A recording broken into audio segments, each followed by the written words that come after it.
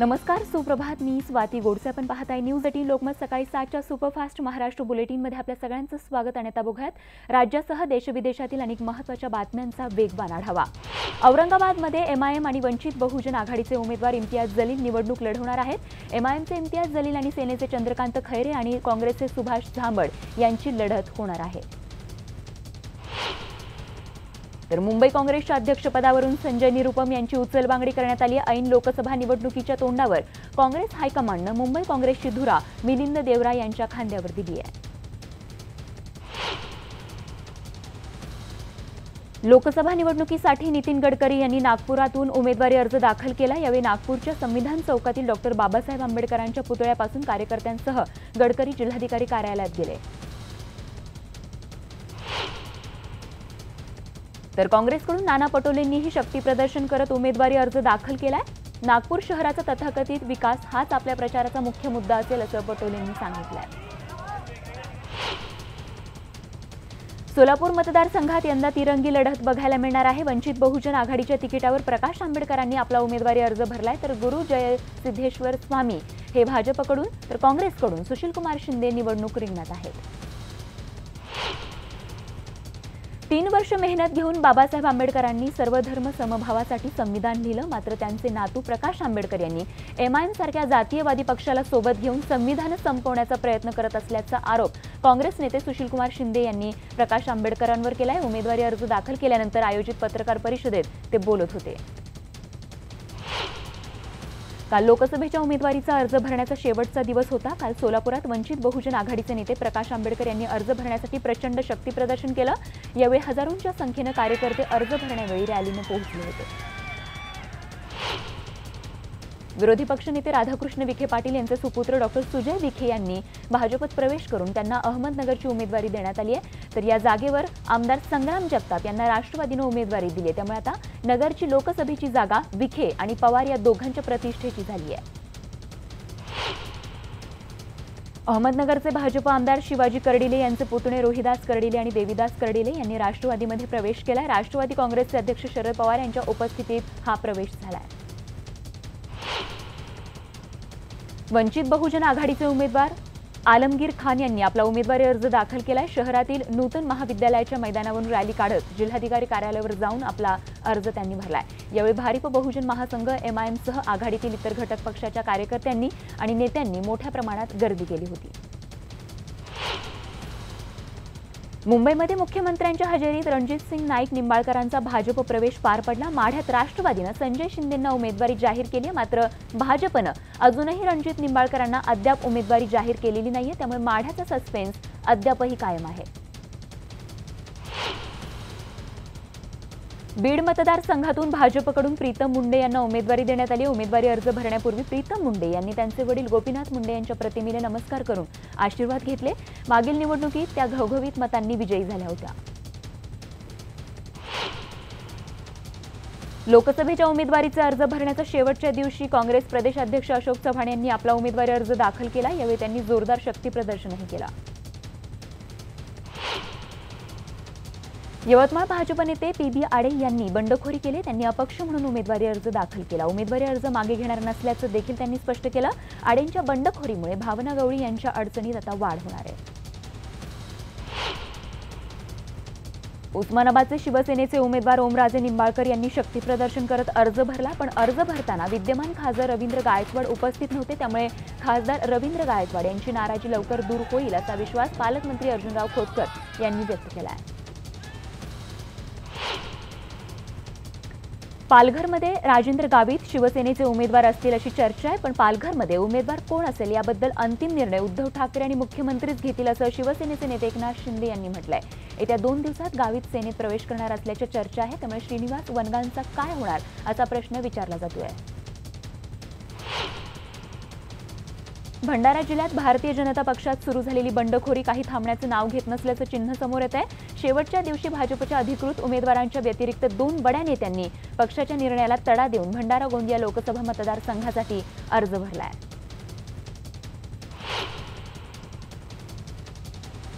विदर्भासह राज्यात भाजप सेना युतीचे सगळे उमेदवार विजयी होतील असा दावा राज्याचे अर्थमंत्री सुधीर मुनगंटीवार यांनी केलाय। विदर्भातील राजकीय समीकरण, काँग्रेसमध्ये झालेला गोंधळ या सगळ्या विषयांवर सुधीर मुनगंटीवार आणि केंद्रीय गृह राज्यमंत्री हंसराज अहिर यांनी संवाद साधला। लोकसभा निवडणुकीची रंगीत तालीम ठरलेल्या जिल्ह्यातील 298 ग्रामपंचायत सरपंच आणि सदस्य पदासाठी झालेल्या निवडणुकीचा निकाल जाहीर झाला। यामध्ये भाजप आणि काँग्रेस सरपंच पदाच्या उमेदवारांनी निवडून येत बाजी मारली आहे। पद्मश्री विखे पाटील यांनी सुरू केलेल्या ग्रामीण भागातील प्रवरा विद्यापीठात उपराष्ट्रपती व्यंकय्या नायडू आणि राज्यपाल विद्यासागर राव यांच्या उपस्थितीत मेडिकलच्या विद्यार्थ्यांना पदवी प्रदान करण्यात आली। यावेळी बोलत असताना उपराष्ट्रपतींनी आपल्या भाषणाची सुरुवात मराठीतून केली। वर्धा लोकसभा मतदारसंघाकरता नामांकन दाखल करण्याच्या शेवटच्या दिवशी 2 उमेदवारांनी अर्ज दाखल केलेत। यामध्ये वंचित आघाडीचे धनराज वंजारी तर बहुजन समाज पार्टीच्या वतीनं शैलेश अग्रवाल यांनी हे अर्ज दाखल केले। दिंडोरी लोकसभा मतदारसंघातून भाजपनं उमेदवारी दिल्यानंतर डॉक्टर भारती पवार यांनी प्रचाराला सुरुवात केली। त्यांनी मनमाडला भेट दिली। तिथे आल्यानंतर त्यांनी सर्वप्रथम रेणुका मातेच्या मंदिरात जाऊन दर्शन घेतलं। वाशिम मतदारसंघातून काँग्रेसचे माजी प्रदेशाध्यक्ष माणिकराव ठाकरे यांनी काँग्रेसच्या वतीनं अर्ज दाखल केला। यावेळी शिवसेना भाजपचे उमेदवार म्हणून विद्यमान खासदार भावना गवळी यांनी आपला अर्ज दाखल केला। तर आमदार बच्चू कडूंनी जनशक्ती पक्षाच्या वतीनं विधवा शेतकरी महिला वैशाली येडे यांना लोकसभेची उमेदवारी बहाल केली आहे। भावना गवळींचा अर्ज दाखल करताना आदित्य ठाकरेही या ठिकाणी उपस्थित होते। आदित्य ठाकरेंची गाडी जिल्हाधिकारी कार्यालयासमोर थांबली असता त्याचवेळी महसूल राज्यमंत्री संजय राठोड हे आदित्य ठाकरेंच्या पाया पडण्यासाठी खाली वाकल्याचं बघायला मिळालं। अमरावती शिवसेना भाजप युतीचे उमेदवार खासदार आनंदराव अडसूळ यांनी लोकसभा निवडणुकीसाठी नामांकन अर्ज दाखल केला। यावेळी सेना भाजपकडून जोरदार शक्ती प्रदर्शनही करण्यात आलं। मातृतीर्थ सिंदखेड राजानगरीचे नगराध्यक्ष म्हणून शिवसेनेचे सतीश तायडे नगराध्यक्षपदी निवडून आले। तर दुसरीकडे लोणार नगर परिषदेचे 17 जागांसाठी निकाल लागले असून काँग्रेसच्या पूनम पाटोळे या नगराध्यक्षपदी विजयी झाल्या। भंडारा गोंदिया लोकसभा निवडणुकीकरता भाजप राष्ट्रवादी काँग्रेस पक्षातर्फे उमेदवारी अर्ज दाखल करण्यात आले। भाजपकडून भंडारा नगर परिषदेचे अध्यक्ष सुनील मेंढे यांनी उमेदवारी अर्ज भरलाय। नाशिक महापालिकेच्या शाळेतील मुख्याध्यापिकेविरोधात आचारसंहिता भंगाचा गुन्हा दाखल करण्यात आलाय। 2 दिवसांपूर्वी शाळेत प्रशिक्षण वर्गाचा उद्घाटन सोहळा आयोजित करण्यात आला होता आणि त्याप्रसंगी त्यांच्याकडून आचारसंहितेचा भंग झाल्याचं निदर्शनास आलंय। भिवंडी लोकसभा मतदारसंघातून काँग्रेसनं सुरेश टावरे यांना उमेदवारी जाहीर केल्यानं महापालिकेतील काँग्रेस नगरसेवकांनी बंड केलाय। काँग्रेसच्या 47 पैकी 42 नगरसेवकांनी सुरेश टावरे यांना विरोध केलाय। काँग्रेसमधून राजीनामा दिलेले बंडखोर नेते अब्दुल सत्तार यांनी भाजपमध्ये जाणार नसल्याचं स्पष्ट केलं। अशोक चव्हाण हेच माझे नेते आहेत असंही ते म्हणाले। पुढे कोणती भूमिका घ्यायची याचा निर्णय 29 मार्चला जाहीर करणार असल्याचंही त्यांनी स्पष्ट केलं आहे। अंबरनाथ शहरात मतदानासंबंधी जनजागृती करणारी वेगळीच टीम काम करते। दररोज सकाळी दारोदारी येऊन कचरा उचलणारी घंटागाडी कचरा संकलित करण्याच्या सूचना देणाऱ्या स्पीकरवरून मतदानाचं आवाहन करताना बघायला मिळते।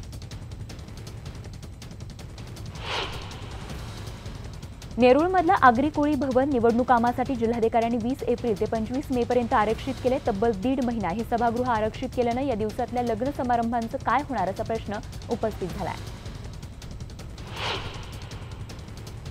हिंगोली जिल्ह्यातील वसमत इथे शिवसेना संपर्क प्रमुख आनंद जाधवांच्या बैठकीत शिवसैनिकांनी गोंधळ घातला। लोकसभा निवडणुकीसंदर्भात शिवसैनिकांच्या बैठकीचं आयोजन करण्यात आलं होतं। चंद्रपूर लोकसभा मतदारसंघात काँग्रेसच्या उमेदवारीवरून बरंच रणकंदन झालं होतं। अखेर काँग्रेसची उमेदवारी मिळालेले बाळू धानोरकर यांनी शक्ती प्रदर्शन करत आपला उमेदवारी अर्ज दाखल केला। मात्र माजी खासदार असलेले ज्येष्ठ नेते नरेश पुगलिया यावेळी गैरहजर होते। कधी तरुणीनं सोबत स्वतः सेल्फी काढत तर कधी झोपडपट्टीतील टपरीवर चहा पीत नागरिकांच्या भेटीगाठीत दिवस घालवणाऱ्या पार्थ पवार यांनी आपल्या प्रचाराचा धडाका लावलाय। मावळ लोकसभा मतदारसंघातील पिंपरी चिंचवडमध्ये पार्थचा प्रचार सुरू आहे।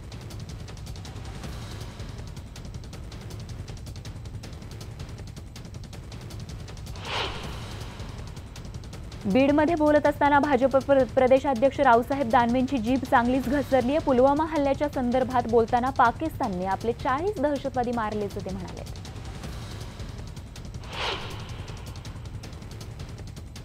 कोल्हापूरच्या करवीर तालुक्यातल्या गिरगावमधील अवघ्या 23 वर्षीय जवानाचं आसाममध्ये ड्युटीवर असताना निधन झालंय. सूरज सातापा मस्कर असं या जवानाचं नाव आहे. सूरज देशसेवा बजावत असताना 23 मार्च रोजी त्यांचं हृदयविकाराच्या तीव्र झटक्यानं निधन झालंय. साताऱ्यातील आणेवाडी टोलनाक्यावर टोलचे पैसे देण्याच्या वादातून गोळीबार करण्यात आलाय. यावेळी राऊंड फायर झाल्याची माहिती समोर आली. यावेळी एक जण जखमी झाल्याचं कळतंय. सिंधुदुर्ग जिल्ह्यातील आंबोलीच्या मुख्य धबधब्याजवळ बॅटरीमध्ये शॉर्ट सर्किट झाल्यानं या ठिकाणी रेनोलॉजी ही कार पूर्णपणे खाक झाली. सुदैवानं यामध्ये कोणतीही जीवितहानी अथवा कोणीही जखमी झालेलं नाहीये. पुणे जिल्हा मध्यवर्ती सहकारी बँकेकडून इंदापूर तालुक्यातील विविध कार्यकारी सहकारी सेवा संस्थेला जाणीवपूर्वक अडचणीत आणण्यासाठी प्रयत्न केला जात असल्याचा आरोप केला जातोय. आणि याच्याच विरोधामध्ये पुण्याच्या जिल्हा मध्यवर्ती सहकारी बँकेच्या शाखेसमोर काँग्रेसच्या वतीनं घंटानाद आंदोलन करण्यात आलं. थकीत बिलाच्या वसुलीसाठी महावितरण कंपनीनं वसुली मोहीम हाती घेतली आणि या अंतर्गत पूर्णा तालुक्यातील 7 गावांचा वीज पुरवठा खंडित करण्यात आला आहे. सटाणा तालुक्यातील ठेंगोडासह इतर भागात गेल्या काही दिवसापासून धुमाकूळ घालणारे 2 बिबटे जेरबंद करण्यात वन विभागाला यश आलंय. जंगलामध्ये लावलेल्या पिंजऱ्यामध्ये हे बिबटे अडकले. 2 महिन्यांमध्ये या भागातून वन विभागानं तब्बल 6 बिबटे आतापर्यंत पकडले. 23 एप्रिल रोजी होणाऱ्या सांगली लोकसभा क्षेत्राच्या निवडणुकीसाठी जास्तीत जास्त मतदान व्हावं यासाठी मतदान जागृतीसाठी सांगलीमध्ये चित्रकला स्पर्धेचं आयोजन करण्यात आलं होतं. या चित्रकला स्पर्धेत 650 बालचित्रकलाकारांनी सहभाग घेतला होता. मनमाड या ठिकाणी हॅपी क्लबतर्फे शिवजयंतीचं औचित्य साधून गड किल्ले बांधण्याची स्पर्धा आयोजित करण्यात आली होती. या स्पर्धेला उत्स्फूर्त प्रतिसाद मिळाला. ठाकरे घराण्याचे कुलदैवत एकवीरा देवीचं मिताली आणि अमित ठाकरे या नवदाम्पत्यानं सपत्नीक दर्शन घेतलंय. नुकताच काही दिवसांपूर्वी अमित आणि मिताली यांचा विवाह सोहळा संपन्न झाला होता आणि त्यानंतर त्यांनी कुलदैवताचं दर्शन घेतलंय. राज्यभरात सगळीकडे रंगपंचमीचा उत्साह बघायला मिळाला. दौंडमधल्या खामगावमध्ये खासदार सुप्रिया सुळे यांनी देखील नागरिकांसोबत रंगपंचमी साजरी केली. खामगावच्या जत्रेमध्ये सुप्रिया सुळेंनी रंगपंचमी खेळण्याचा आनंद लुटला. कोल्हापुरातील जयसिंगपूर परिसरात अवकाळी पावसाच्या हलक्या सरी अनुभवायला मिळाल्या. जोरदार वाऱ्यासह विजांचा कडकडाटही झाला. कोल्हापूरसह सांगली मिरजमध्येही पावसाच्या सरी आल्या होत्या. इंदापूरमध्ये रंगपंचमीला युवा क्रांती प्रतिष्ठानच्या वतीनं मूकबधीर शाळेतील मुलांबरोबर रंगपंचमी साजरी करण्यात आली. यावेळी या मुलांच्या चेहऱ्यावर वेगळाच आनंद बघायला मिळाला.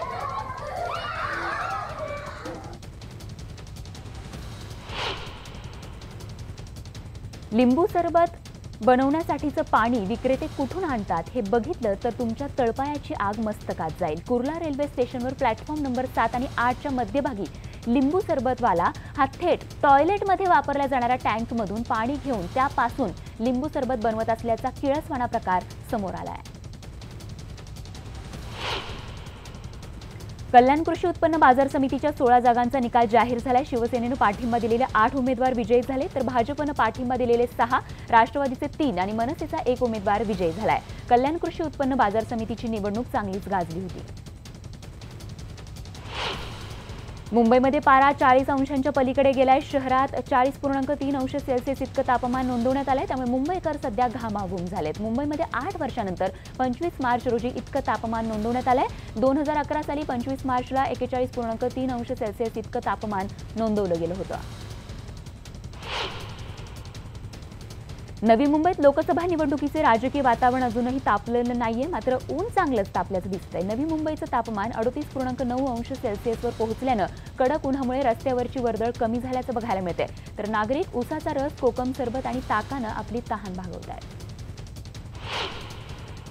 पुणे शहराच्या कमाल तापमानाचे 4 ते 5 दिवसांमध्ये मोठी उसळी घेत 40शी पार केल्याचं बघायला मिळतंय. सोमवारी शहरात 40.2 अंश सेल्सिअस कमाल तापमानाची नोंद झाली आहे. तर शहरात दिवसभर उन्हाचे चटके जाणवत होते. दाऊद इब्राहिमची बहीण हसीना पारकरच्या घराची निलामी 1 एप्रिल रोजी होणार आहे. मालमत्ता जप्ती अधिकारी हसीनाच्या घरात गेले होते आणि काही इच्छुक गिराईकांना हा फ्लॅट दाखवण्यात आलाय. या फ्लॅटची किमान किंमत 1,67,00,000 एवढी ठेवण्यात आली आहे.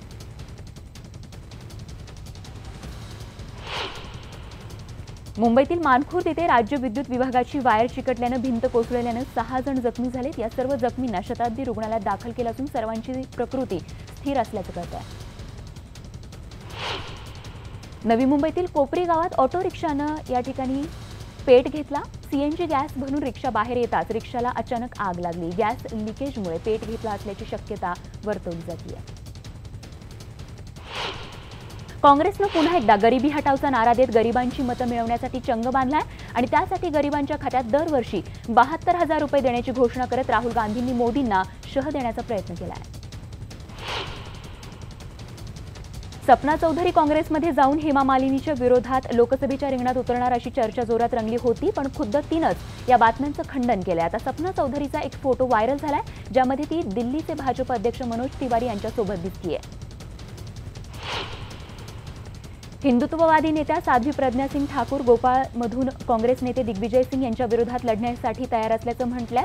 भाजपनं या मतदारसंघातून अद्याप उमेदवारी जाहीर केलेली नाही। जर पक्षानं सांगितलं तर आपण लढू असं त्या म्हणाल्या। काँग्रेस पक्षाकडून उत्तर मुंबई लोकसभा मतदारसंघातून उर्मिला मातोंडकर यांना उमेदवारी देण्यात येणार असल्याची माहिती सूत्रांनी दिली आहे। उत्तर मुंबई लोकसभा मतदारसंघात भाजपकडून याआधीच गोपाळ शेट्टी यांच्या नावाची घोषणा करण्यात आली आहे, त्यामुळे त्यांच्या विरोधात आता काँग्रेस उर्मिला मातोंडकर यांच्या नावाची चर्चा करत असल्याचं सांगण्यात येत आहे। पॅराऑलिम्पिक विजेती खेळाडू दीपा मलिक यांनी भारतीय जनता पक्षात प्रवेश केलाय। भाजपचे हरियाणा प्रभारी सुभाष बर्ला यांच्या उपस्थितीत दीपानं भाजपमध्ये प्रवेश केला। पॅराऑलिम्पिकमध्ये पदक मिळवणारी ती पहिली महिला खेळाडू आहे। प्रियंका गांधींचे पती रॉबर्ट वाड्रा यांना दिल्ली हायकोर्टानं अंतरिम दिलासा देण्यास नकार दिलाय। ईडीनं दाखल केलेला खटला रद्द करावा अशी याचिका वाड्रांनी हायकोर्टात केली होती, पण त्यावर कोणताही दिलासा देण्यास कोर्टानं नकार दिलाय। उलट तुमची याचिका कायम राहून ती रद्द का करू नये याबाबत प्रतिज्ञापत्र दाखल करण्याचे आदेश कोर्टानं दिले आहेत। दिल्लीमध्ये आपल्या मागण्यांसाठी आंदोलन करणाऱ्या डाव्या संघटनेच्या विद्यार्थ्यांनी उपकुलगुरूंच्या घराला घेराव घातला। मागील 3 दिवसांपासून ते आंदोलन करत असून प्रशासनानं मागण्यांकडे दुर्लक्ष केल्याचा त्यांचा आरोप आहे। जेट एअरवेजचे संस्थापक नरेश गोयल यांनी अध्यक्षपदाचा राजीनामा दिला। त्यांच्या पत्नी अनिता गोयल यांनीही संचालक पदाचा राजीनामा दिला, त्यामुळे आता जेटला आपत्कालीन निधी मिळण्याची वाट मोकळी झाली आहे। बिहारमधील पाटणामधून आयसिसच्या 2 संशयितांना अटक करण्यात आले। पाटणा पोलिसांच्या विशेष पथकानं रेल्वे स्थानकाजवळून दोघांना अटक केले। पकडण्यात आलेले दोघेही दहशतवादी संघटना जमियत उल मुजाहिदीन आणि इस्लामिक स्टेट बांगलादेशशी संबंधित असल्याचं देखील स्पष्ट झालं आहे। हवाई दलाच्या ताफ्यात 4 चिनूक हेलिकॉप्टर दाखल झाली आहेत। अमेरिकेची कंपनी बोईंगकडून निर्माण करण्यात आलेली चिनूक CH-47I हेलिकॉप्टर वायुदलाच्या ताफ्यात चंदीगड इथे सामील झाली आहे। यंदा निवडणूक आयोगानं आगामी लोकसभा निवडणुकीसाठी 26 लाख निळ्या शाईच्या बाटल्यांची मागणी नोंदवली आहे। अंदाजे 90 कोटी मतदारांसाठी वापरण्यात येणाऱ्या शाईची किंमत 33 कोटी आहे। चेन्नईचे AMNPचे उमेदवार कुपालजी देवदास उमेदवारी अर्ज भरण्यासाठी आपल्यासोबत डिपॉझिट रक्कम म्हणून 25,000ची चिल्लर घेऊन गेले। यामध्ये 10, 5, 2 आणि 1 अशी नाणी होती। अहमदाबादमध्ये एका मुस्लिम चित्रकारानं पंतप्रधान नरेंद्र मोदींची अनेक चित्र काढलीत। इतकंच नाही तर त्या प्रत्येक चित्रावर त्यांनी विविध संदेश लिहिलेत। ही चित्र पाहण्यासाठी अनेक जण या ठिकाणी गर्दी करतायत। आता बातमी आहे क्रीडा विश्वातून। किंग्स 11 पंजाबने राजस्थान रॉयल्सचा 14 धावांनी पराभव केलाय। पंजाबचा ख्रिस गेल या सामन्यात सामनावीर ठरलाय, तर सवाई मानसिंग मैदानावर हा सामना रंगला। दीपिका पदुकोणचा एक फोटो सध्या सोशल मीडियावर तुफान व्हायरल झाला। या फोटोत दीपिका ऍसिड अटॅक पीडित लक्ष्मी अग्रवालच्या भूमिकेत दिसतीये। लक्ष्मीच्या संघर्षमय आयुष्याची कहाणी छपाक नावाच्या चित्रपटातून समोर येणार आहे, तर दीपिका पदुकोण ही व्यक्तिरेखा मालती नावानं साकारणार आहे। मेघना गुलजार हा सिनेमा दिग्दर्शित करतायत, तर छपाक हा सिनेमा 2020 साली जानेवारीमध्ये प्रदर्शित होईल। आणि बातमीसोबतच बुलेटिनमध्ये वेळ झाली तेच थांबण्याची। ताज्या बातम्यांसह लगेचच भेटतोय गावाकडच्या बातम्या घेऊन गावाकडच्या बातम्यांमध्ये। तेव्हा बघत रहा फक्त न्यूज 18 लोकमत।